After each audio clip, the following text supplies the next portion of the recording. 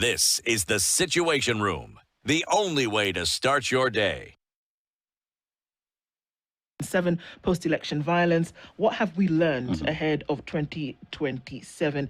Erick Okeyo, security and governance expert, is here with us this morning. Good morning. Good morning. Karibu sana. Asante sana. Thank you for having me here. Thank you for being here. And good morning, our listeners. Dennis Aseto is here. Yes. The last time you were here, he had trotted off to do, serve the nation. He goes around the African continent every week, Yes. comes back from a particular country Yes. with their proverbs, and then you get the distinct privilege Yes. of interpreting it. Yes. Today we're in a country that is rich in different resources, starting from fish, where sardines is part of the fish that they do have. They have mackerel, octopus, and tuna, but they're equally rich in resources underneath the ground. So these would be gold, copper, gypsum, phosphate, as well as iron ore. So iron ore, as one of the major minerals that they have a train named after it, the iron ore train, which is longest and heaviest in the world, because of the job that it does. But the proverb that you get from the Islamic people of Mauritania is, when praying for a madman, never close your eyes. How would you interpret it? Wow. When praying for a madman, never close your eyes. Interesting, but let me try. It almost means that the level of alertness ought to be very high in your environment and ecosystem. I think that's how I would take it. Yeah. Yes. Being alert. Well interpreted. Yes. Indeed. 2007 still bears a bitter taste in the mouth of many people.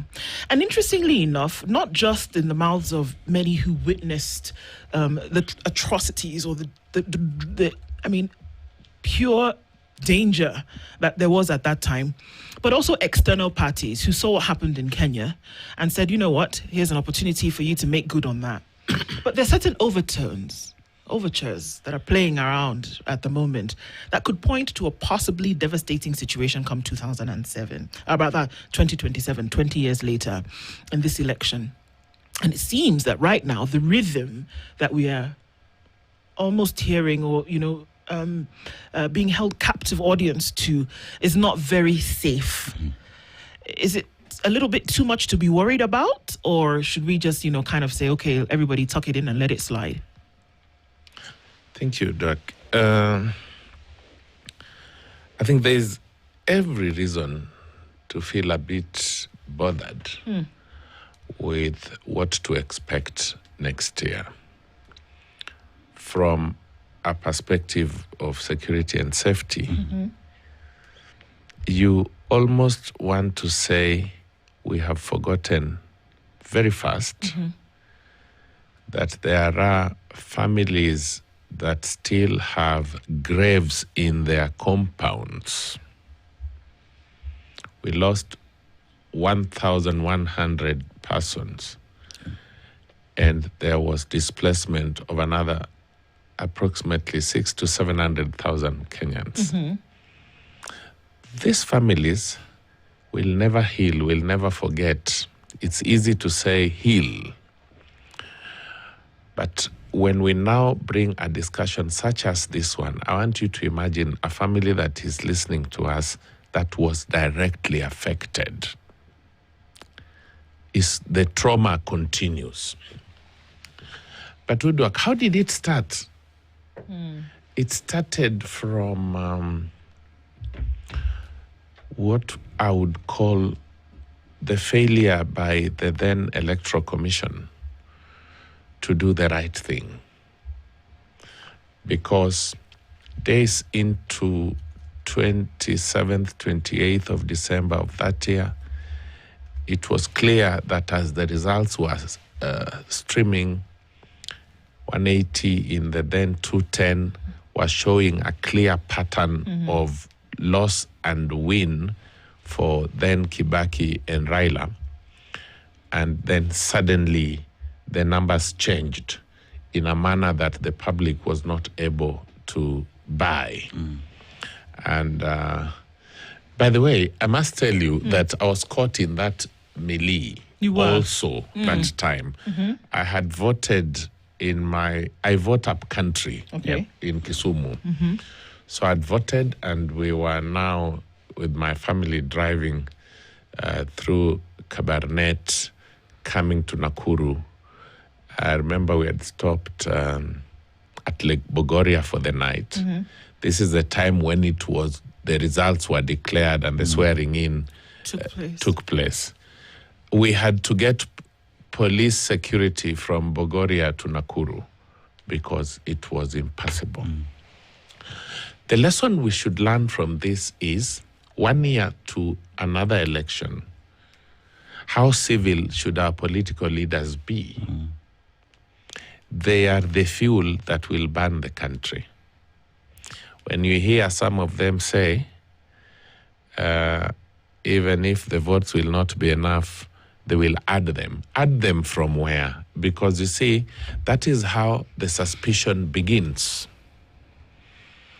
I think when I was here last, this is my second time, when I was here last, we touched a bit about Olkalau at that time. Right. And we said government invested too much resource in Olkalau until other Kenyans almost were praying their MPs die so that development goes. Because if that is how then development comes. But I fear the recklessness that is in the political divide.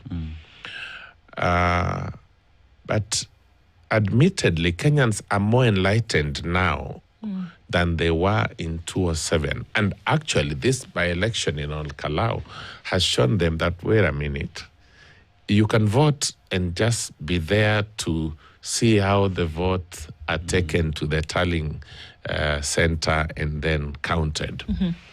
But I think this recklessness, and you look at the response by the security apparatus, the cabinet secretary and his peers for internal security, inspire no confidence. Every time you see Kipchumba Murkomen, it's like he dreams about Gachagua, because he speaks about Gachagua every day, forgetting to speak about how to secure the country. If I were in their shoes, this is that time to do round within the country and with NCIC and preach peace. And say, like Rupia Banda said in, one day after an election, there will be a day after an election. There will still be Kenya. But if we let the political upheaval continue like this, first of all, the citizens are economically stressed. If you watched the weekend event in Kilgoris of the president's daughter, you could see a barrier between the event and the people of Intona, the people of that environment. Some that you would think were struggling to get basic needs, school fees to take their children to school. And there was a frenzy of choppers, countless, I think over 50 choppers that were there. You are provoking the citizen. You are provoking a poor citizen who is struggling to take their child to school by unnecessary largesse, grandiose and opulence, which only instills more anger in them. And that's why a few kilometers away, in the same Narok County, again, there was Gachagua, and you saw how he was being welcomed. So, and we have a government also that found coffers which were empty. So there was nothing in the coffers. But 4 years later, I see people weighing money with a weighing scale. This is what annoys the country. This is why I'm saying, if the lesson hasn't been learned and we are continuing like this, and you have said you will fill the ballot box regardless of the voter turnout, the citizen will then say, look, I have every reason to now die for this than every reason to live for. And I think that's where Kenyans have been pushed to reach. Did you see a clip of some young boys in Hurlingham using a rope on the road and asking motorists for money? Yeah. So which country is that one now? I mean, Eric, the issues you raise are fundamental. And at the center of all this has to go directly to how the political class is behaving in the country today. Correct. Because it is the very same political class where you'll say, fine, we will stuff the ballot boxes. Yes. Mtadu, we'll do what we want. Correct. Mtadu, Correct. you know. If they come here, we will protect the government, shoot them to kill them, shoot them in the leg. And this is about handling security of the country. Yes. As we get there, Kenyans as well have to be assured of their security. If not, many have said, we will protect ourselves, because even the police themselves, we don't trust them. If you go to Kalau, Kenyans stopped police officers, ransacked them. Why? Because they did not trust that police officers would protect them and their vote. As we approach 2027, the political class must behave in what way to inspire confidence, especially coming from government. Good. Dennis, thank you very much. You brought it as bluntly as I was going to do, but I was just still building further. The first responsibility of any sane government, I emphasize the word sane. The primary responsibility of any sane government is protection of life and property. Full stop. It's not building of roads and bridges. Because who are you building them for? If we are, people are not safe and they are being killed and they can't drive home and so on. I have been in various TV stations with political leaders who support government. And they have said shamelessly that they have goons. Yes. So a country that is breeding gangsters, actually, me, I call them gangsters. They are criminals. Call them for who they are. But they are being bred by government. You see the PS for Interior, when he is in Luo Nyanza, he has a convoy of these criminals. One time, a provincial administrator in Nyanza told me, but what do we do? Because they're the ones who know when the PS is coming and where he's going to. So we just have to drive behind them. Now, you see, we have just about 200,000 policemen in the country. Even if you go by the UN ratio of a police officer should take care of not more than 20 persons. Yeah. That's the expectation internationally. But we are 60 million of us with 200,000 policemen, and maybe 30 or 40% of that number is in all manner of amorphous responsibility of guarding VIPs and running as advanced party all over. During elections, each polling station is required to have 2 police officers only. Yeah. But we will have 47,000 polling stations next year. Yeah. Times 2 is 94,000 police officers. Which means the manner in which police were abused in Olkalao will no longer be available. Because they will be stretched to the core, to the extent where the Inspector General of Police will be forced to issue a gazette notice of appointment of, what is it usually called? Temporary policemen for the purpose of elections.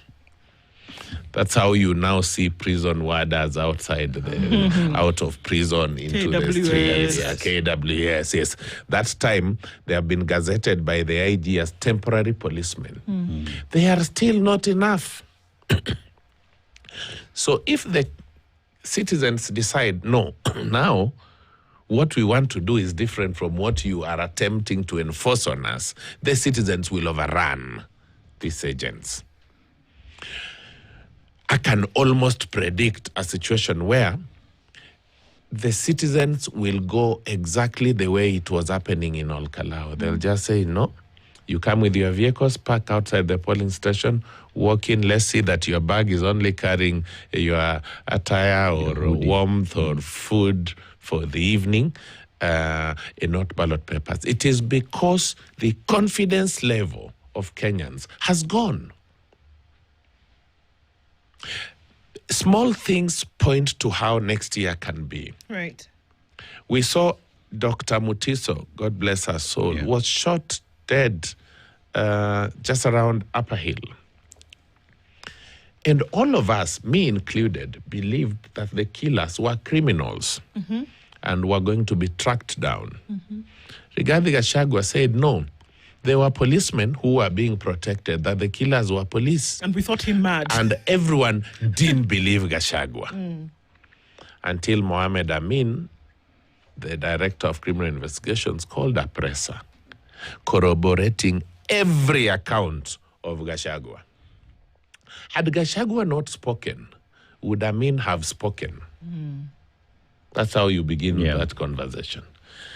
And if police are now hitmen for hire, using guns bought by the taxpayers' money that should be used to protect property and life, and is now being used in some unnecessary family feud to kill an innocent professional. Doesn't matter who she was.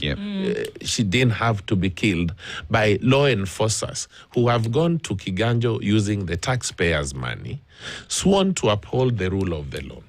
So, and then, did you see the pattern that all the three police officers belong to a single ethnic community? That's risky. Because then, in the mind of the country, fear will be getting towards a particular sphere. And that's very, very dangerous. It's interesting that you bring this up, Eric, because I think back to the case studies that we did during my international humanitarian law class of internal conflicts around the world and how they happened, which unfortunately saw many an individual make their way to the international criminal court. Right? And some of the recipes or some of the elements of conflict are the same. They are mirrored. They were mirrored in Yugoslavia. They were mirrored in Sierra Leone, mirrored in Liberia, mirrored in Rwanda. And we see them here. Happened in 2007. And if you look at every one of these countries that I've mentioned, the conflict was internal, but the elements of that conflict were perpetrated by a few. And some of the things that you bring up, they might seem subliminal. You can't really tell what they are. But if you allow them to fester, you then have a problem that you cannot deal with later. The hiring of people from one community. And you think that it doesn't have a problem today, but then seeing how this plays out in the minds of people later, then is an element or recipe for disaster. Now, who then bells the cat? When you're dealing with things like this, when you talk about internal conflict and the things that happen as a result of that, people are tired of being harassed, beaten, killed, disappeared by the police. They're tired. People do not want anymore to hear this thing of tutajaza debe. Nobody is interested in that. People have become... They have evolved in their political education or literacy and have said, we do not want this kind of thing anymore. People are exhausted when it comes to this thing that if I'm protesting about something for my rights and I'm beaten to a pulp, we don't want that anymore. But if you are seeing that that is what the temperament will be, those are the things that lead to internal conflict. Can you blame the people then who then take up the mantle to say, we don't want this anymore, whether it is an election, whether it is a protest, whatever the case may be? Udok, you see... Oh, by the way, I know we look alike, but this is Ndu. The other one is Udwa. Oh, okay. Okay. Sorry about that. So, let me tell you. The 2007 post-election violence led to the deaths of 1,100 people. Some, when you remember, even that church in Eldoret, Kiamba Church, where even those who were attempting to survive and were running out were being returned into the inferno. And you are wondering, were we human beings that day, or we stopped being human beings? Because there comes a time you say we are human, doesn't matter the diversity of ethnic orientation. But I still blame government, whether this one or the government that successively came. Persons were taken to the ICC. The ICC case was a strong one to have been admitted. But it dropped. Those suspects who were taken to ICC came back home. Witnesses began recanting statements. When they were recanting statements, were they induced or were they threatened? There are reports of some of them missing, never to return. So a conversation ought to have begun at that point. You remember came the TJRC, the Truth, Justice and Reconciliation Act, which created a commission here. Yes. They recorded statements, eventually recommended very many measures to return confidence and harmony among Kenyans. If you look at that post-election violence, it targeted a specific community in Kenya. The conflict was internal, but it sporadically went to target persons of the community of the Kikuyu, because President Mwai Kibaki was, he was Kikuyu. May he rest in peace. So this led to even a Kikuyu who had not voted but was living in Kisumu to become threatened. Many of them were displaced. I remember in my house in Kisumu, I hosted many families from the Kikuyu community. Many. At some point, I nearly became a victim of hoarding them. But they had been our friends until the election results were out. You didn't even know who they voted for. The risk that this portends is that today we have a president of the Kalenjin ethnicity with political allies who speak his community, spewing more hate than sobriety, saying it is always two-term, it must be two-term. We must win. It cannot be a statement of it must be two-term. Then why are we going to polls? Then just give him his second term, he continues. But if we are going to polls, the understanding must be that the two-term is not guaranteed until we vote. And that's why Gachagua was saying in his assessment, this is the scorecard. And the meeting of We Must Win in Naivasha had to come to a standstill to respond to the Gachagua issues. Kenyans have gotten to a level where they now believe that Gachagua has a way of getting information. There was a time he called a presser. He said the president is going to unveil something called 2060, Vision 2060. It came out to have been as accurately as that. If a speech can leak before it is read, what is it telling you as the leader? What is it telling you as the leader? The trouble Kenyans are having, which will bring this internal conflict, are those talks. Sorry, can I pick at that a little bit? Yes. Because you said, what does that say?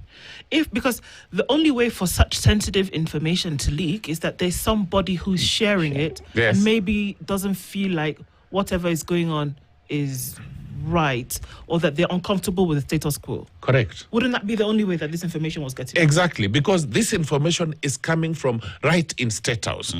There is a speech writer. Actually, speech writing is a sort of a unit in State House.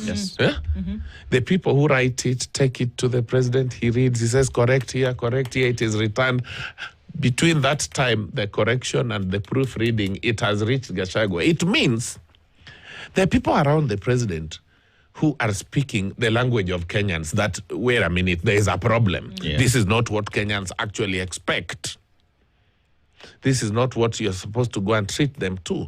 If I were the president, for example, today, I would be speaking about harmony towards 2027. Dennis, I would be saying, look, I have had the singular privilege to have been your president for these first 4 years. We are starting the 5th one. And I look forward to a very peaceful year. Let's be peaceful.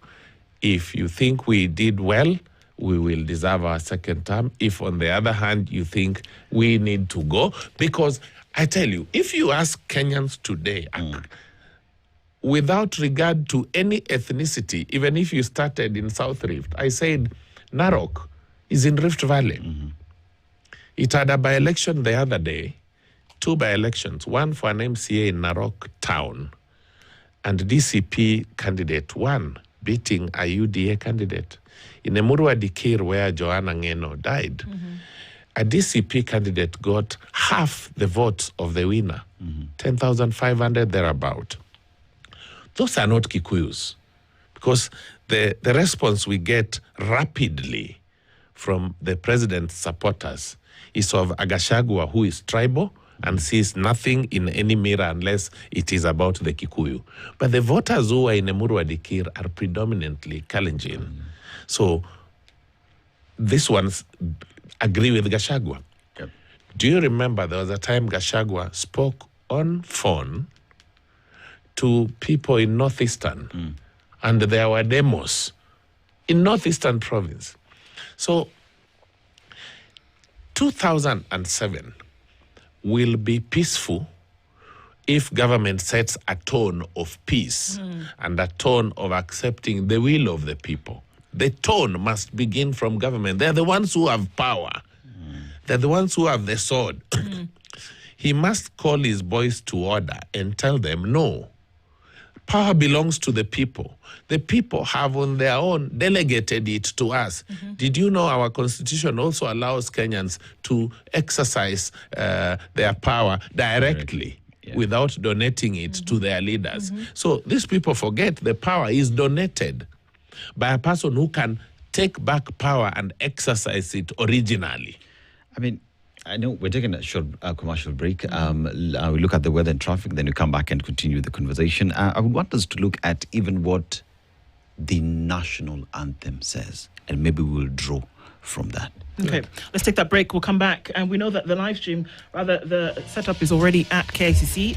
There's future conversation happening this morning. We'll probably come back and tap into that.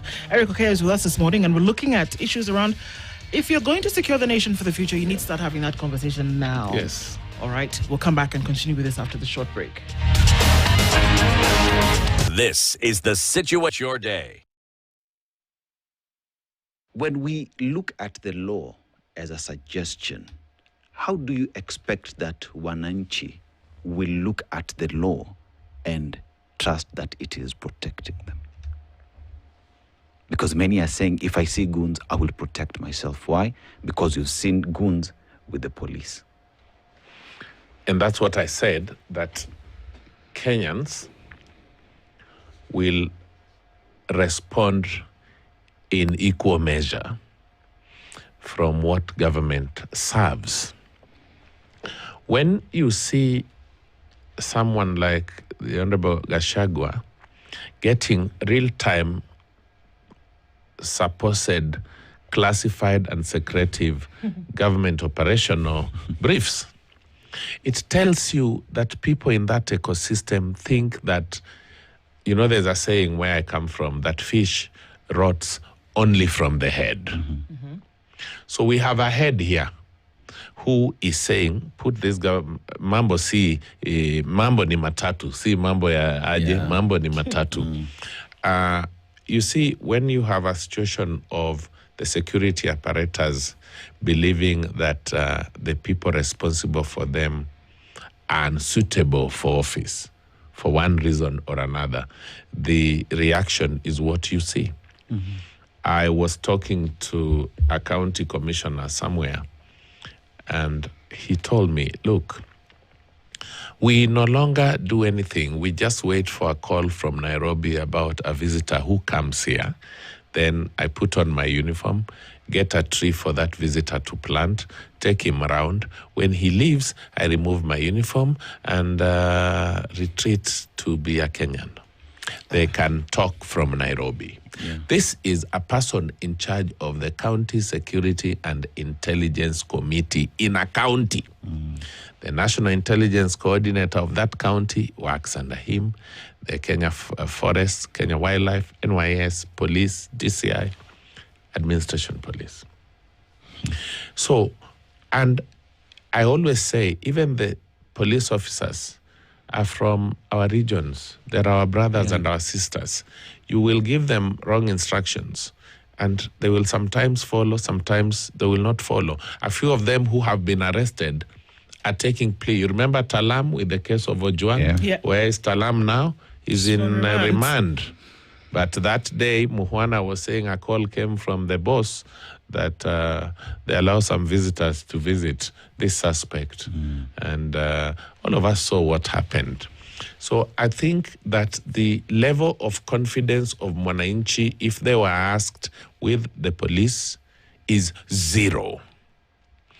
And they have seen police come with goons.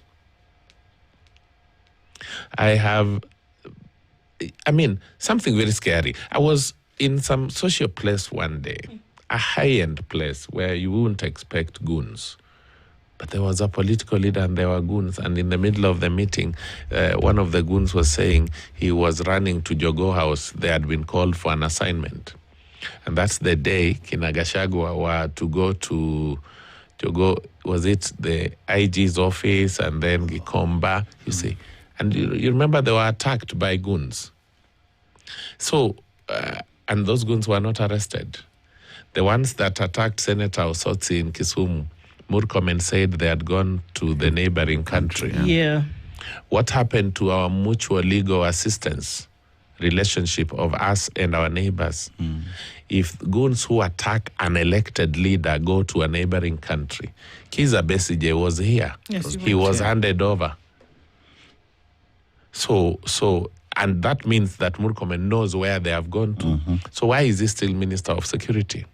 So this is where we're heading to, that the country is moving into an election. Even this conversation about Vision 2060 is irrelevant if you ask me 1 year to elections. It's a diversionary tactic. Face the country and say we have an election next year. We do not want to return 20 years ago to conflict.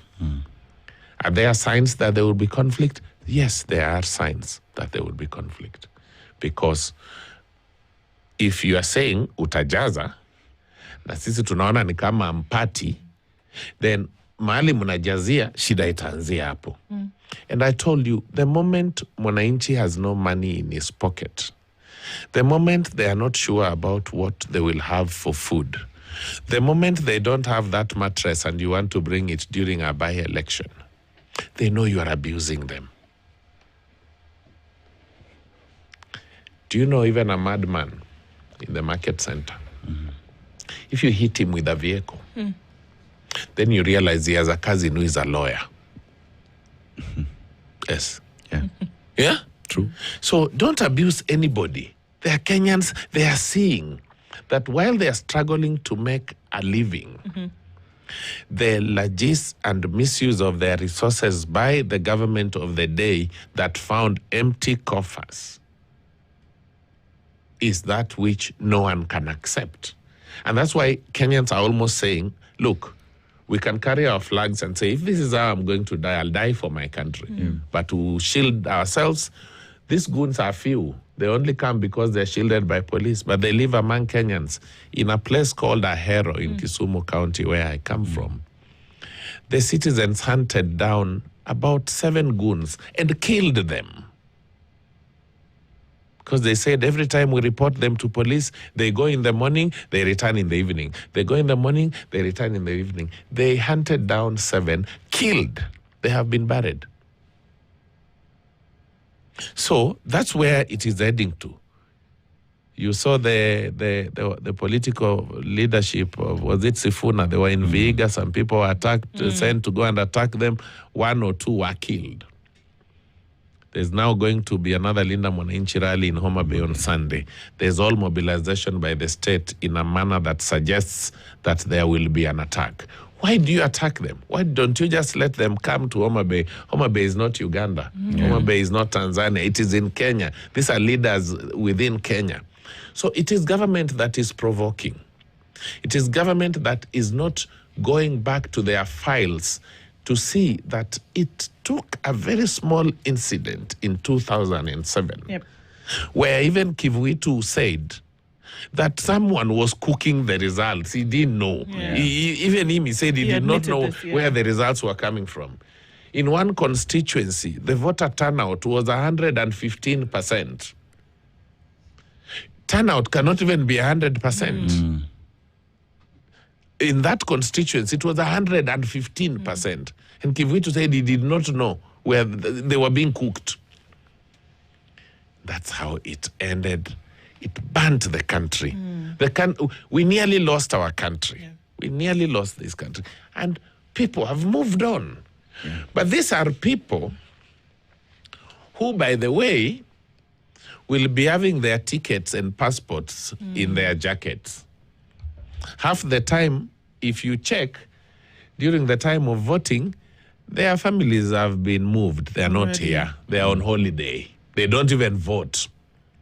So that if there is trouble, they sneak. They leave the other basic Kenyan who has nowhere to turn to face that wrath. And that's why the country, if it is deciding it has a bad government in town, the one that wants to shoot them in the leg, the one that says this election we must win. You cannot say you must win an election. You can't win. You can't say that. Just offer yourself there and let's wait for the votes. It's 363 days today. A conversation in KICC ought to have been a peace-building caucus. Actually, if the president was serious, the interesting thing is he's not serious. If he was serious, a conversation across the 47 counties today should be hosted by county commissioners and county governors and bring people together, business community, faith-led people, and speak about securing our units and country and fabric, the way he read of our national anthem, beyond August of next year. Do you think that where Kenyans are at the moment, that they would choose peace over anything else? Or are Kenyans at the point where they've evolved, where they say, for the sake of peace, we are going to demand that certain things be? Yes. That must you go through a place of conflict to achieve that peace? Must you? The Kenyans would rather the second. Okay. Yes, of going through conflict to achieve it. Kenyans have reached a point where they think government listens only through action. And that's why I'm insisting that a conversation about 2060 now, 1 year to elections, is irrelevant, is diversionary, is not what anyone should listen to. People don't have food. People don't have food in 2026. Please, don't talk to us about 2060. And we have an election coming next year with a likelihood that you will lose election. So, the country can reset itself next year without you. Because if you say that, look, this election we must win, these people have no agenda. These people have an agenda to stop your theft. These people have an agenda to stop your misrule. These people have an agenda to stop your disrespect to the people who donated to you power. That's an agenda enough. Removal is an agenda. So there's an agenda to remove you, but at the ballot, we are saying you're bad for the country, bad for the harmony of it. You are supposed to be a symbol of national unity. Everyone who wakes up to speak in support of you spews hate. So you are a threat to the unity of the country. So the country is saying, wait a minute, we have an opportunity next year. We will wake up and go and extinguish you democratically and wait for you to hand over power. Now you see where two political leaders who are my friends but who support the broad-based government, these are elected MPs, have told me that, you know what, Eric? Even Kibaki lost, but he didn't hand over power. He was sworn in. We know we'll lose, but we'll not hand over. I said, my friend, you're an MP. This is Kenya 20 years later. Yeah. This is not Kenya of 2007. So they are also taking the citizens for granted. Now the citizens know that we can stop you. And you know, Olkalao is now a very good precedent. You can actually ask the people of Olkalao to lend the other country John Methu to bring them for tutorials. You know, there's a guy called John Methu, the senator. The senator of Nyandarua. I mean, the guy went down. I mean, I don't know him in person. But I can't help admiring his resilience. He coordinated a campaign in the midst of a lot of difficulty and hostility and still delivered. Now, you know why I can see light at the end of the tunnel, Dennis, next year is because the amount of policemen that were deployed, because all those people who were hooded and were attacking journalists and attacking everybody, they were security agents. How come the vehicle of Honorable Kanini Kega was almost brought to a shell?